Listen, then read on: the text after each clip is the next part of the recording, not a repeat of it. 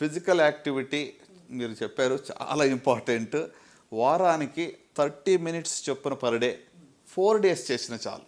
120 minutes of physical activity per week చేస్తే చాలా జబ్బులు రాకుండా చూసుకోవచ్చు. నాట్ జస్ట్ క్యాన్సర్, డయాబెటీస్ కానివ్వండి, హైపర్ టెన్షన్, కార్డియాక్ ఇష్యూస్ అన్నీ.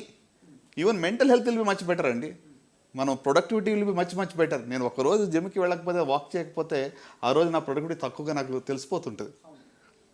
సో ఫిజికల్ యాక్టివిటీ అనేది నిజంగా అంటే పోస్ట్ కోవిడ్ ఎక్కువ మంది ఇంకా స్క్రీన్ అడిక్షన్ ఎక్కువ అయిపోయింది. ఇప్పుడు అన్నీ కూర్చుని చోట వస్తున్నాయి కదండి. మీకు స్విగ్గీలు, జొమాటోలు, ఎక్కడ బయటికి వెళ్ళి ఎక్కడికి వెళ్ళక్కర్లేదు కూడా, కూర్చుని చోట అన్నీ వచ్చేస్తున్నాయి. సో ఐ థింక్ శారీరక వ్యాయామం అనేది చాలా simplest and easiest way for good health.